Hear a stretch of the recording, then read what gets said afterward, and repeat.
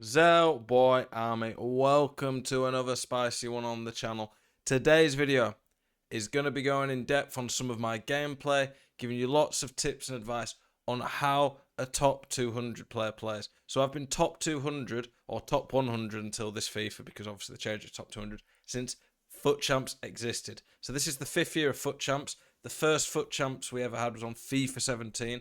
I hit, I think, 71st in the world in the first month of it.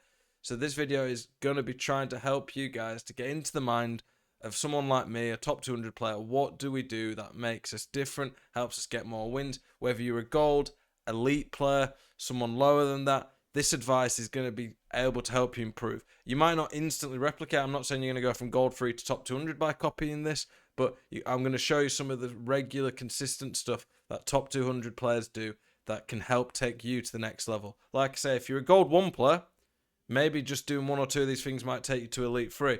If you're a silver player, it might just be noticing, okay, a top 200 player goes backwards sometimes, keeps the ball a bit better. FIFA, for me, its essence, its core, is a simple game. The complicated thing is putting all the simple parts of it together. So I'm going to show you some of that in this video, talk you through my mind, my process, how I play the game, and hopefully teach you a few things. Let's get into it. So here, the first place to start is with the team. And I don't want the first comment someone sees to be, oh, well, I would at top 200 with that team, because it's nonsense, it's stupid, it gets really boring. It's pretty pathetic, the amount of people who see these videos and just comment saying, oh, if I had that team, I'd hit a 30, Not true.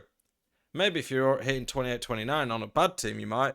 But I've hit top 100 on every single FIFA. I've hit a 30 or a 40 on every single FIFA on a Road to Glory account. This year I did it in December in my third week with like a 300k team. On FIFA 18, my main account was a Road to Glory, but every year I've done a Road to Glory account as well, and I've been able to hit top 200. The game, yes, it is pay to win, and it definitely helps spending money to get an advantage with your team. I'm never going to deny that. If I have Eusebio or Ben Yedder, it is going to make a big difference. But the biggest thing that's going to help you improve is your mindset, your mentality, and your gameplay. So that's one thing I want to get across straight away. If you're just saying, oh, it's just my team, it's not. That's not true. I've coached elite players who've got the very best teams in the game.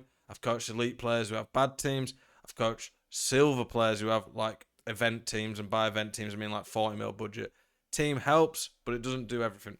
But what I will say with team is building the right type of team. Top 200 players will go for meta players. They won't go for stupid teams that aren't going to help them.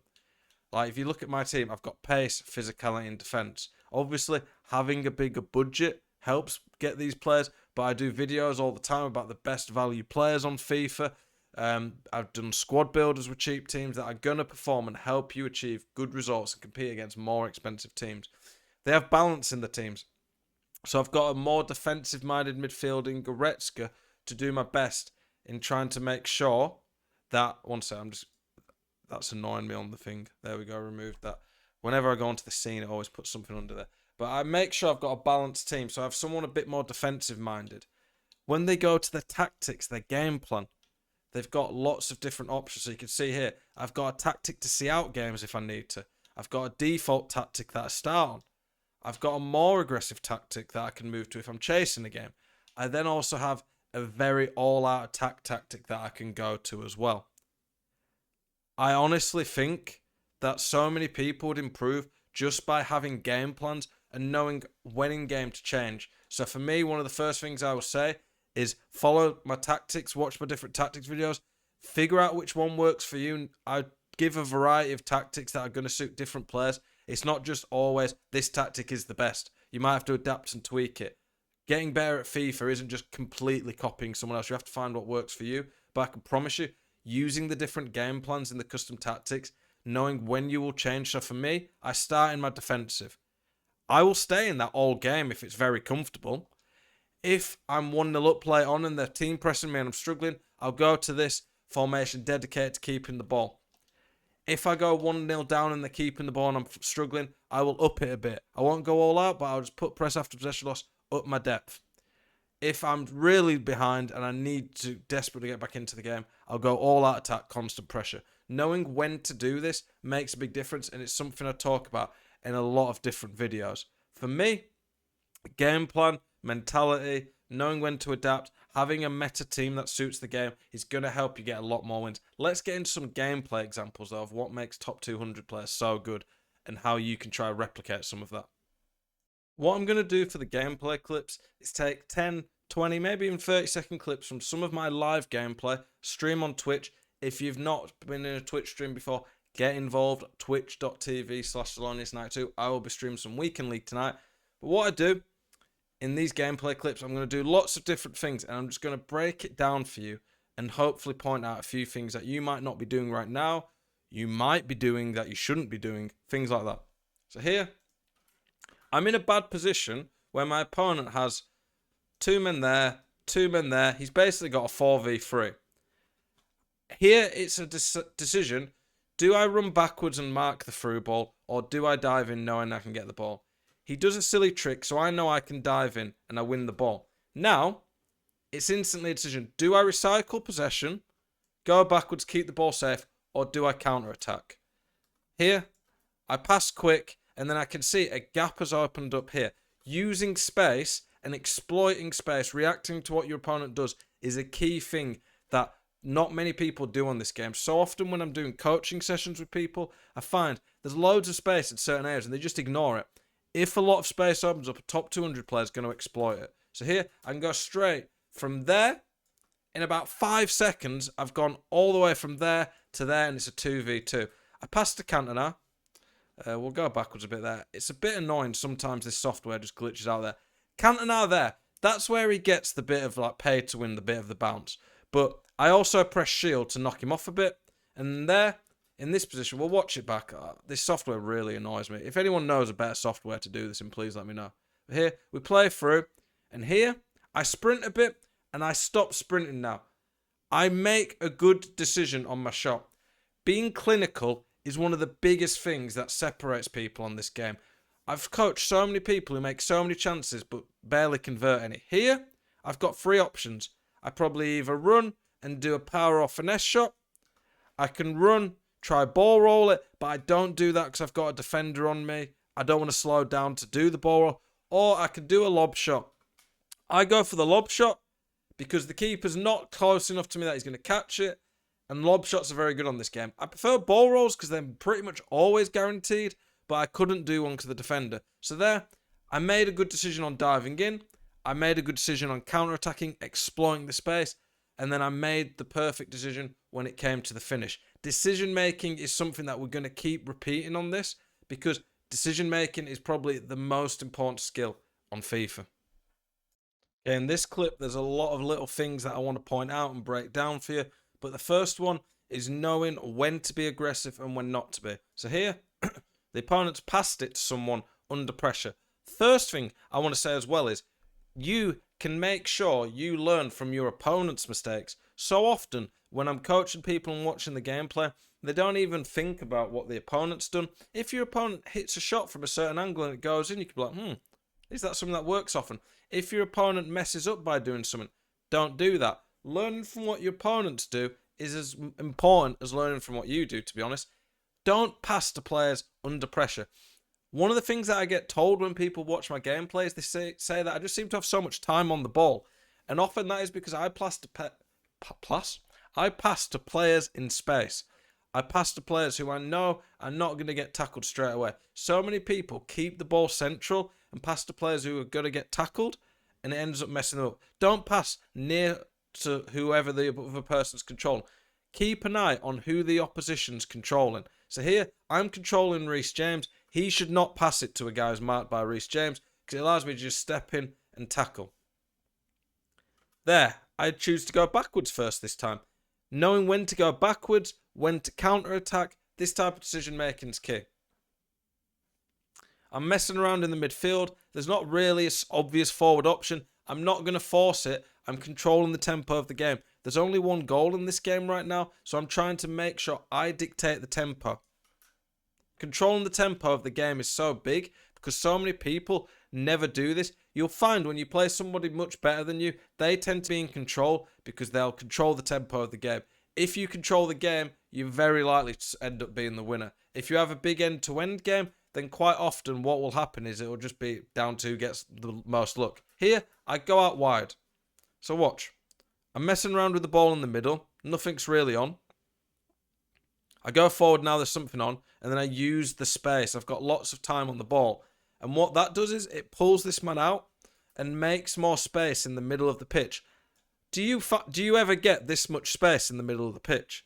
Look how much space I have 5 yards outside the box. And that has literally come from just using some width. The best formations on FIFA 21, 20 and 19 in my opinion, so based for the last 3 years, have all been ones that get good width. Or you have to use width, so like the 4-1-2-1-2, to make it work, you have to use width. If you just play everything centrally, yes, you might be able to blitz and destroy people you're better than, but when you come against better players, they're just going to mark everything central and you're going to struggle to break them down. Using width to stretch teams is a big thing. Here, I do a bad trick. That was a bad decision, but I don't lose my head. I don't start being an idiot. I don't just give the ball away. Everyone will sometimes do a mistake. Nobody can play this game perfect. And everyone might also have moments where they defend well like that guy and don't get the ball. It's about keeping your head and being consistent. And when you're attacking, if things go your way, exploiting it. So I keep going here. I don't do anything stupid. I use a ball roll to protect the ball. I go backwards. And then again, I go out wide. I stretch opposition. I'm using a few tricks in there every often. I'm not overdoing the tricks. I'm using tricks that move the ball, protect it, keep me going forward. Also, it just makes me seem a little bit more unpredictable. I'm not spamming tricks. I'm just using a mix of them. Go central again now. That's pulled that man out there, so I've got more space in the middle. Here, there's a small gap there. I see this gap. I do a double tap pass just to make sure it goes over the defender. And now, do something unpredictable. I do a quick fake shot that just bursts past him. Here, that was probably not a trick my opponent expected. The double tap into the fake shot. I can see my opponent's committed and diving in. I didn't plan that before, but I reacted to what I've seen. It's important that you have an idea what you want to be doing. So generally, the main way I want to attack on this game is mess around in the midfield, stretch it out wide if I can to pull men out, or if a gap opens to pass to the striker, I will, or I'll get there and I'll try to do a bridge, or I'll try to get to a striker here where I can turn either way. But I don't always do the exact same thing. I react to what my opponent gives me as well. He's diving in there, so I know a quick fake shot will burst past him, and then I put it in the top bins. That clip, I didn't counter at pace like before. I started off by being aggressive because he passed too near to who I was controlling. Aggressive, kept the ball, built the attack up, used the width, used a mix of tricks, went back centrally, got a bit of luck where I did a bad trick and it landed back at me, but I exploited it, took advantage of it, and ended up scoring a very nice goal in the end. Okay, here I'm going to show a few more defensive sides of how top 200 players might defend. You've got two options really when defending, either being more passive or being more aggressive. I found that I've got better on this game by being more aggressive, and the very best pro players in the world, pretty much all of them tend to be quite aggressive. I often say to people, just sitting back on one depth drop back, not pressing, letting the AI do everything for you, then when you get the ball, just time wasting, keeping the ball, it is not actually going to help you improve. So it's why I discourage that type of play. Here, you can see my opponent's just had a kickoff. What I'm doing here is I'm pulling men out, trying to be aggressive. I'm trying to switch often. Right stick switching in the midfield is key. I tend to right stick switch around this area, and then I'll press the left bumper or on PlayStation L1 around the box more. Pressing L1 switches to the man with that second man cursor above his head. Right stick, you can obviously, if I right stick down, it switched him. Right stick down and right would go there. Right stick switching is a big skill gap on this game, and probably one of the big things that separates top 200 players, that they're very good at switching generally. Unfortunately, there's not a massively easy way to practice it other than just doing it in game. I've actually been talking to some of the EA gameplay people, asking them, can they implement a skill game to help practice right stick switching? So I'm hoping that they'll be able to do that for next FIFA. Here though, lots of switching. I'm always trying to cover the most dangerous thing. So many people get caught up on the ball. They don't focus on one area. But for me, one of the things that makes me good at defending is I'm always looking at the most dangerous option. And here, it's always going to be a pass into one of these guys. I'm trying to mark it, and it goes through me. Watch that again. I felt I got pretty unlucky here, but it's probably a bit of kickoff. Like, here, that gap there is tiny, and I think Rooney should just stick a foot out. So I think I got pretty unlucky there. But I don't panic. I don't lose my head. There, I switch to step in. This is where you need to be a bit more aggressive. With Klosterman here, I don't dive in completely and let him turn me, because if he turns me there, he's in on goal. I kind of just shepherd him out, and then I win the ball back. You notice there, like, lots of quick switching. I didn't stand off too much. I didn't dive in too aggressive. I balanced it well. So many players either get scared and stand off too much, or get stupid and dive in too much. Balancing it, not panicking, especially when you get unlucky with like not intercepted ball like that, is important. And now my opponent's got a high press on, so now I have to play out the back. You can see here, I go to my keeper, and then I use the radar. I can see my left wing back there is free, and I pass to him. I didn't actually probably, in the moment when I did that, look at the radar. I just know my formation so well that I know where players will be. But what I would say is, generally speaking, when you are trying to play out of your defence, play with the keeper, get out of the press, going out wide is generally the best thing to do. Normally they're not marked. And two, if you go out wide and lose the ball here, it is nowhere near as dangerous as losing the ball there. Because if you lose the ball here, then they can go there, there. They've got lots of options and they're closer to goal. If you lose the ball here, they've only got one option to go that way. But yeah, knowing your formation, knowing where the players are going to make runs, where they're going to be free is important. And then I counter-attack. I exploit his high press. I do a double tap pass there to lift it up. I should have scored here, but I don't know what Cantona's doing. Watch Cantona's movement. He just doesn't lock onto the ball. So I don't really get what he was doing there. But you can see in that clip, I switched quickly. I covered the passing options. When I got a bit unlucky, I switched again. Didn't dive in. Balanced diving in and standing off well. Stepped in at the right time. Got out of the press by using my players in space. Counter-attacked and got a bit unlucky. But that's FIFA. Guys, I hope you've learnt a lot from these clips. The bit I talked at the beginning about the team. If you would like to see more videos where I go in depth with little clips like this that have lots of little snippets of FIFA gold in there, please let me know. Hopefully this has been able to pick a lot up for you. We talked about using skill moves unpredictably, when to counter-attack at pace, when to stand off, when to dive in, decision-making, going out wide to stretch opposition, player switching, how team makes a difference, all these things. If you can take any of them on board and add them to your game, they're definitely going to help you improve. Appreciate you all. Hope you have a great evening and keep it spicy.